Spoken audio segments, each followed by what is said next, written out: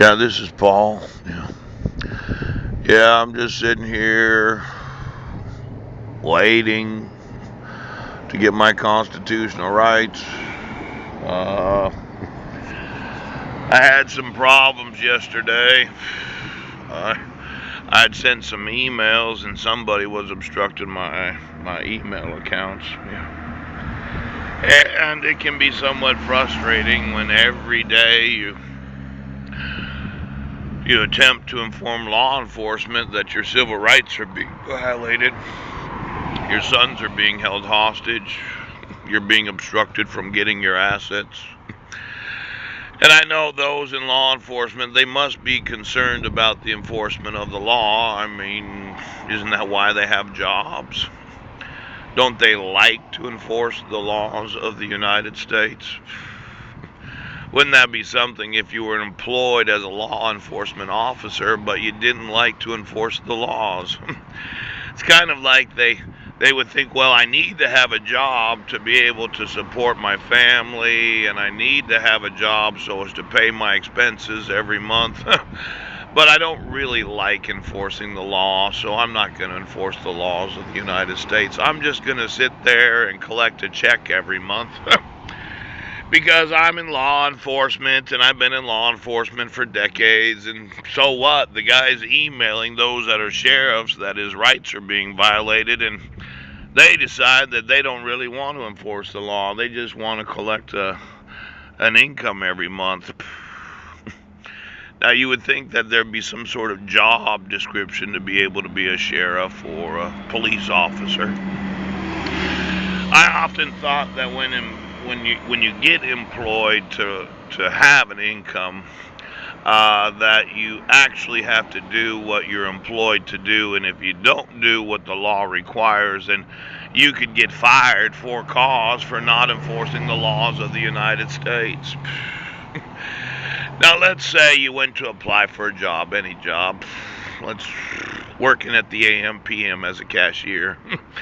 And the job is such that you facilitate the selling of items and the purchasing of gas, and your whole job description is being a cashier, and you get the job, and then you decide you're going to sit there every day and you're not going to allow for any person to purchase any items. You're just not going to enforce the laws because you're law enforcement.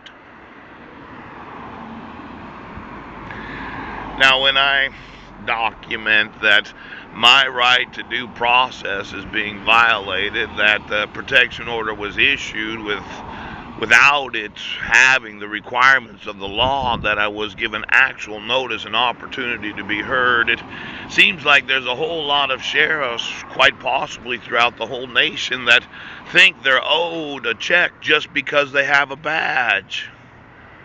I thought you were employed to enforce the law.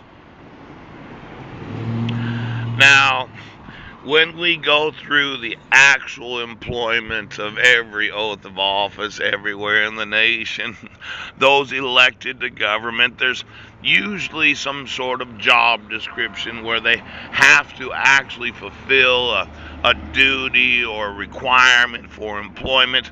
Now, I know you're a senator or representative and you got elected to office, and you're thinking, well, once I'm elected, I don't actually have to do anything.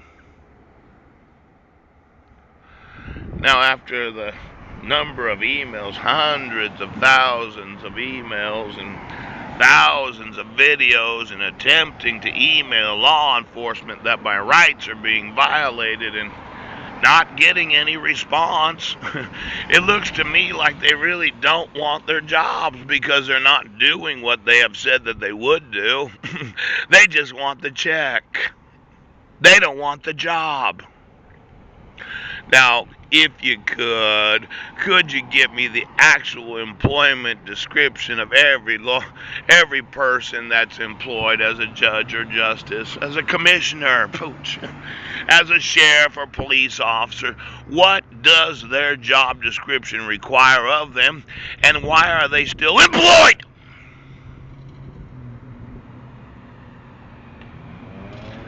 Because as I see it, I email them the evidence that my rights are being violated, that my sons are missing and abused.